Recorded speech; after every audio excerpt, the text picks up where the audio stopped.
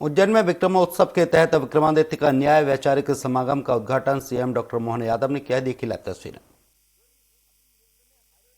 सामने की लड़ाई है, हमारे लड़ाके बहुत दमदारी से लड़ रहे हैं, लेकिन दुर्भाग्य की बात है वो मान्यताओं को हम तो मान रहे हैं लेकिन सामने वाले मानने को तैयार नहीं। तो तीर से निशाना लगाया, आक्रांता ने ध्वज काट दिया, मालूम पड़ा हमारी बड़ी पराजय हो गई और ये सिंधु का पूरा देश हमारे हाथ से चला गया। ये उस काल की बात है जब विक्रमादित्य अपना शासन के उनके पिता के माध्यम से सिंधुराज यहाँ शासन कर रहे हैं। रास्ते में देख रहे हैं कि ये पूरे के पूरे लोग अपने खेती किसानी कर रहे हैं, लोग अपना अपना काम कर रहे हैं, कोई विरोध ही नहीं कर रहा। सब अपने बाद मथुरा से होते होते उज्जैन तक आ गए, कहीं कोई विरोध ही नहीं मिल रहा उनको।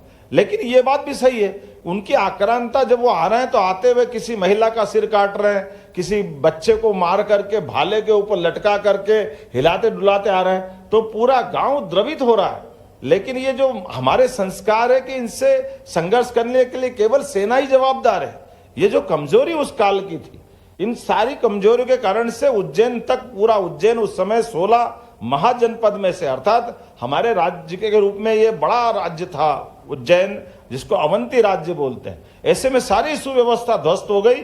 यहाँ गुलामी का शासन काल आ गया और गुलामी का शासन काल आ गया तो जो आने वाले आक्रांता थे वो शकों ने अपने ढंग से क्या लूटमार मचाई, क्या पूरे देश में खून की नदियां बहाई कि ऐसा लगा कि ये ऐसा लगता साक्षात कोई हमारा मृत्यु लोक का ये यमराज का दूसरा वाला नरक आ गया हो। लेकिन ऐसे काल में मुझे इस बात की प्रसन्नता है, जैसे सिंधुराज बंदी बनाए गए वो भागे और भागने के बाद उनने अपने इस व्यवस्था में तत्कालीन समय में हमारे यहाँ हर काल में हर युग में संतों की परंपरा भी है। उस समय के चाणक्य के समान एक चंद्रगुप्त, ये चाणक्य वाले चंद्रगुप्त नहीं थे, महाराज चंद्रगुप्त ने यहाँ के देशभक्तों की सेना बनाई और सेना बना के उनको सब प्रकार के पराक्रम पुरुषार्थ के आधार पर कुशल सेना संगठन जो महाराज शिवाजी के काल में हुआ, यह 2000 साल पहले विक्रमादित्य काल की घटना है। और ऐसी घटना में विक्रमादित्य अपनी सेना खड़ी करते हैं, सठे साठे समाचार जो जैसा है उसको वैसा जवाब देने के लिए। जो निकल पड़े तो मारते मारते अपने देश की सीमा से बाहर, अफगानिस्तान से बाहर जाकर के रोम के बाहर छोड़ा और उनको उसी तरह से मारा गया जिस तरह के उनका व्यवहार आचरण था। और उसके बाद में जो अपने देश में उनके साथ वाले रहना चाह रहे थे उनको एक यज्ञ करने की व्यवस्था बनाई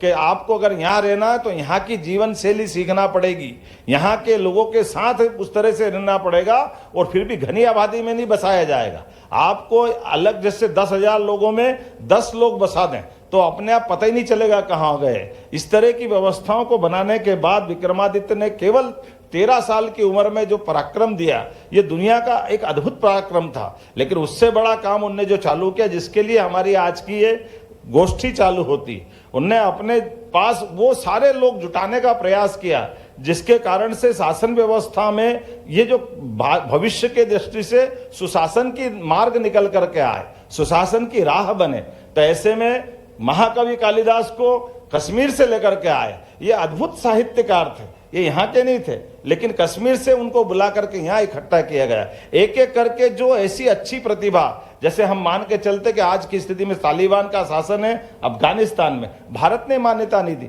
लेकिन कोई सुशासन स्थापित होगा तो लोग जुटाना पड़ते। जैसे आज की स्थिति में माननीय मोदी जी को धन्यवाद देता हूँ। अजीत डोभाल तो रिटायरमेंट के बाद घर चले गए थे लेकिन उनको लगा कि ये वाकई बहुत अयोग्य आदमी है। मनमोहन सिंह की सरकार के पहले कई पूरे टेन्योर में, पहले टेन्योर में चले गए थे, लेकिन आज उम्र का सवाल नहीं, योग्यता का सवाल है। ऐसे कई लोग जुटाने का जो प्रबंधन करना पड़ता शासन को, ये उसी प्रबंधन में विक्रमादित्य ने न्याय व्यवस्था के लिए, हम सब जानते हैं, एक नाम हम बोलते हैं, जब बोलते हैं विक्रम और बेताल तो बेताल बोलते हैं, हमको ध्यान में आता है कि बेताल मतलब क्या मानेंगे, ये यहां से गलती होती है। बेताल भूत नहीं है, बेताल बहुत सुयोग्य व्यक्ति है, लेकिन जब व्यवस्था बिगड़ गई, शासन की व्यवस्था बिगड़ गई, बेताल मूलतः बहुत विद्वान और न्याय के बहुत अप्रतिम व्यक्तित्व के हैं, जिनकी अपनी विद्वत्ता, जिनकी अपनी सोच, और इस आधार पर वो विक्रम के साथ काम करने के पहले विक्रमादित्य का पिता का राज्य चला गया तो उनने भी अपना जो दरबार में स्थान था, दरबार ध्वस्त हो गया, जंगल में चले गए। विद्वान लोग तो आज भी अपना स्थान मूल नगर से दूर चले जाते हैं और ऐसी स्थिति में वो जहां चले गए, आप सब जानते, जब विक्रमादित्य ने पूरा क्षेत्र अपने जय में अर्थात विजय में बदल दिया, उस विजय में बदलने का परिणाम निकलता है कि वो जब अपने सामने आकर लड़ने वालों से सब प्रकार से निपटने में जब सक्षम है, तो षड्यंत्र चालू होती, कूटनीति चालू होती, यहाँ से रास्ते निकलते हैं दुश्मन को मारने के दूसरे तरीके। उसी का परिणाम निकलता है कि विक्रमादित्य के सामने आने का, लड़ने की हिम्मत नहीं, तो जो दुश्मन है वो दोनों तैयारी से आता है। वो ये देखता है इसको तो मारना ही है, लेकिन इसको और कोई ज्ञान देने वाला कौन कौन है, उसको भी मार दो, तो एक पंथ दो काज हो जाए। तो आकर के एक षड्यंत्र बनाया गया कि विक्रमादित्य की कमजोरी देखो, विक्रमादित्य की कौन कौन सी कमजोरियां हैं। तो एक कमजोरी की विक्रमादित्य की ये भी थी कि वीरता में, धीरता में, गंभीरता में, दानशीलता में भयानक उदार। अगर कोई सामने आकर उसके कोई प्राण भी मांगे तो उसको अगर लगे निष्कलंक रूप से मांग रहा, तो वो अपने आप को दांव पे लगा देते। ये उनका अपना एक पक्ष था। लेकिन जब उनको मालूम पड़ जाए दुश्मन, तो ये सातवें आसमान पे भी हो तो उसको निकाल के मार के जब तक घर नहीं पहुंचा दे तब तक वो अपना एक गुण था। तो षड्यंत्र ये हुआ कि विक्रमादित्य को कैसे भी जाल में फंसाया जाए और उसकी हत्या कर दी जाए। विक्रमादित्य के पास एक साधु का वेश, जैसे सीता माता का अपहरण हुआ था भगवान राम के काल में, एक साधु के, नकली साधु के वेश में विक्रमादित्य के पास आए। उस समय नरबली की परंपरा थी। उन्होंने कहा महाराज मेरे लायक आज्ञा। विक्रमादित्य ने जब कहा तो उन्होंने कि मैं छोटा सा काम बता रहा हूँ, एक बेताल नाम का व्यक्ति उधर जंगल में है, कृपया करके मेरे को लाके दो, मैं उसकी बलि दूंगा तो मेरा यज्ञ पूरा हो जाएगा।